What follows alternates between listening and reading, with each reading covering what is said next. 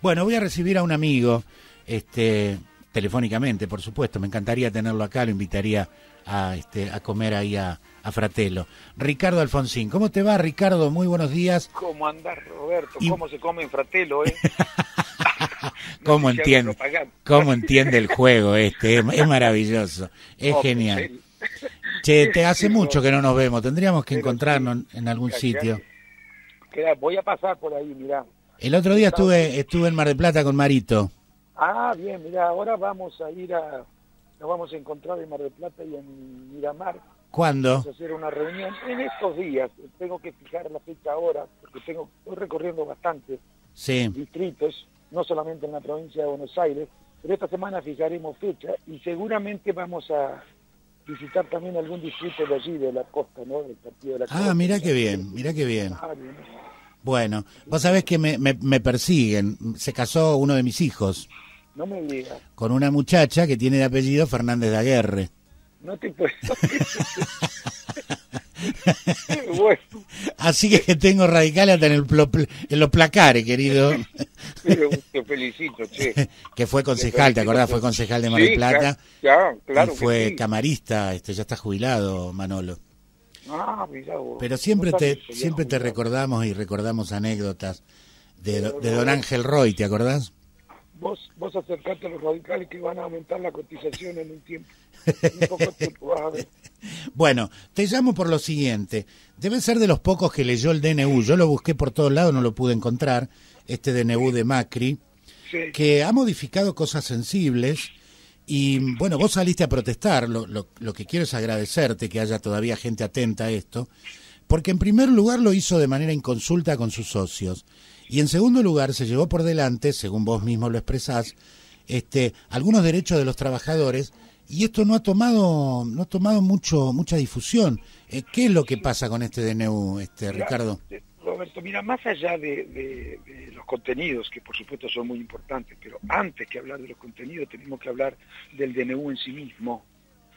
Un DNU que modifica cerca de 100 leyes o decretos, si lo sumamos, no es lo que habilita, no es la situación que tuvo prevista el constitucionalista cuando estableció la posibilidad de que excepcionalmente, cuando hubiera razones de necesidad y urgencia objetivamente demostradas, pudiera sancionar DNU. Porque ¿qué es un DNU? Es, en definitiva, es una decisión que toma el Ejecutivo, pero que no puede tomar, que le corresponde tomar al Congreso. Que por la división de poderes no puede tomar, le corresponde tomar al Congreso. O sea que un DNU avanza sobre competencias del Congreso.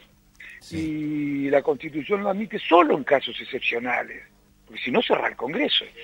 Si lo vas a admitir siempre, si lo vas a admitir en cualquier momento, porque vos considerás que hay urgencia y hay necesidad, si vos creés que por esa consideración tan subjetiva y personal que puede hacer el Ejecutivo respecto de que se dan ciertas condiciones de urgencia y necesidad, podés sancionar leyes, bueno, directamente cerrar el Congreso. Queda de manera claro. Que yo digo que a mí me parece muy bien la intención de lograr que el Estado sea menos burocrático, más ágil, pero me parece mucho mejor la idea de que hay que procurar que el Estado sea cada vez más un Estado de derecho.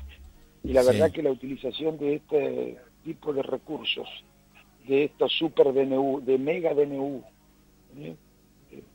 no va en esa dirección. De ninguna manera va en esa dirección. Y si quisieron con esto enviar una señal al mundo para que vengan inversiones, se equivocan. Porque yo creo que porque no da seguridad jurídica. Deben estar pensando, pero ¿cómo? En Argentina se pueden modificar 100 leyes por decreto. Leyes que dicta el Parlamento pueden ser modificadas por un órgano distinto del Parlamento, cosa que está prohibida en la Constitución Nacional, simplemente porque al Poder Ejecutivo se le ocurre que hay necesidad y urgencia. Hay condiciones objetivas de necesidad y urgencia. No se trata de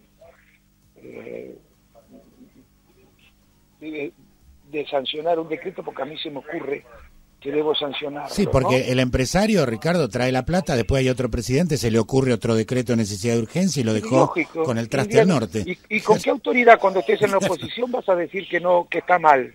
Claro. ¿Y con qué autoridad y cómo va a creer el empresario que funciona la división de los poderes y la justicia no dice nada frente a este tipo de cosas. Es un error muy grande del gobierno, ha estado muy mal asesorado. El presidente no tiene por qué saber de estas cosas que tienen que ver con lo jurídico y lo constitucional, pero muy mal asesorado y complica el conjunto de los argentinos, incluso en términos económicos, porque, bueno, genera ciertos niveles de desconfianza, ¿no?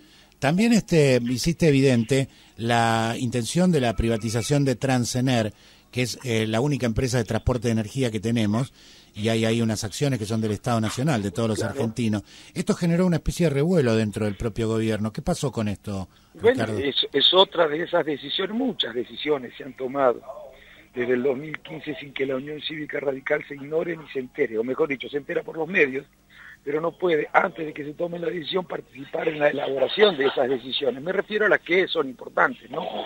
Esta es otra de las decisiones importantes que se tomaron sin escuchar la opinión de la Unión Cívica Radical.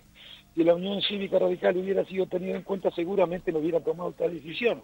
Y no es algo que diga yo, son las posiciones históricas, pero la historia reciente, de la historia reciente estoy hablando. Sí, nosotros fuimos los que más hicimos para que Transener, porque, a ver, Transener es de Narsa, digamos, ¿no? Sí.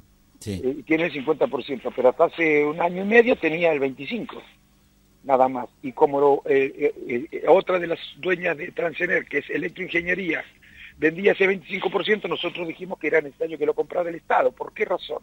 Porque es un monopolio. Claro. A los liberales no les gustan los monopolios, les gusta el mercado, la competencia perfecta, que no haya oligopolios, que no haya monopolios. Algunos lo disimulan muy bien, porque a los privados los toleran bastante. Pero bueno, pero además es un monopolio que no es como cualquier otro, porque es un monopolio respecto de una actividad que desde el punto de vista estratégico es fundamental para la economía de los argentinos. Sí, señor. Para que se den una idea, en 1999 Rockefeller, el famoso magnate Rockefeller, fue obligado por la justicia a desprenderse del monopolio que tenía en el transporte de petróleo.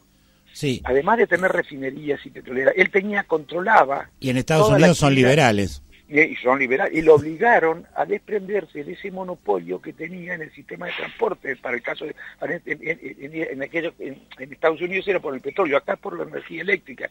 La verdad que es increíble que hagan esto. Bueno, es propio de... A ver, yo no creo que haya intenciones diferentes entre radicales y gente del PRO. Lo que hay es ideología diferente. Ellos creen que lo mejor que le puede pasar a la economía y a los argentinos es que el Estado, los gobiernos, la sociedad en definitiva, se meta lo menos posible en la economía. Nosotros creemos lo contrario, o mejor dicho, no es que se meta lo más posible, pero creemos que no puede estar ausente. Justamente, y que tendrá que ver en cada ocasión cuándo tiene que estar presente y cuándo no. Justamente con esta última pregunta te libero y te agradezco tu tiempo, Ricardo. No, Roberto, por favor. El otro día estaba en una mesa donde había economistas, políticos, politicólogos, discutiendo por qué después de 2 años Cambiemos no le encuentra la solución al tema económico. Y es más, se va agravando porque vamos acumulando deuda, no pudimos vencer la inflación. Bueno, había diversas vertientes, diversas posiciones, hasta que uno que estaba medio en silencio dice, miren, a mí me parece que pasa por un solo lado. El PRO no entiende a la clase media y a los pobres argentinos. Tiene un dibujo medio borroso de lo que es un individuo de clase media y un pobre en la Argentina. ¿Vos compartís esa visión? Mira, yo lo que creo que hay algo que se parece a eso, aunque no sea en el fondo eso mismo. Sí. El PRO cree que la mejor manera de resolver los problemas de la clase media y de los que viven de un salario es dejando en libertad de acción a todos aquellos que cuentan con recursos necesarios como para hacer inversiones y provocar el crecimiento de la economía. Creen eso, que tienen que gobernar para que los que tienen más dinero puedan invertir su dinero. Pero en Argentina no funcionó nunca eso. En ningún lugar del mundo. Claro, no, si no está el Estado, claro. Porque decían, bueno, si se invierte, si los ricos invierten, si no los jorobamos, si dejamos que inviertan, si la capital invierte, bueno, entonces va a derramar esa inversión sobre las clases medias, los trabajadores y sobre el Estado. Lo cierto es que no derrama ni sobre las clases medias, ni sobre los trabajadores, ni sobre el Estado, porque el Estado también deja de recaudar, porque ¿qué se hace para no molestarlo? Se le bajan impuestos. Claro. Se le bajan impuestos con la excusa de que, en la medida en que se le baja el impuesto, van a invertir más, y si invierten más vamos a recaudar más. Bueno, todo eso no ha ocurrido.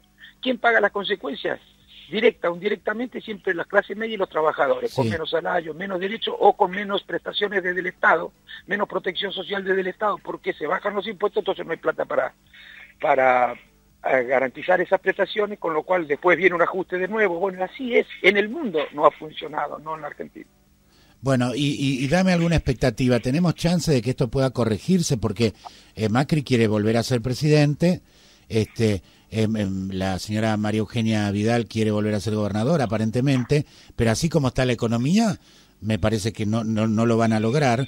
Y acá sí o sí hace falta una participación muy importante de la Unión Cívica Radical y el peronismo que está en Cambiemos. Bueno, exactamente, eso te digo. Mira, en primer lugar, algunos podrán decir, cuando me escuchan lo que dije, que estoy equivocado porque igual se ganaron las elecciones.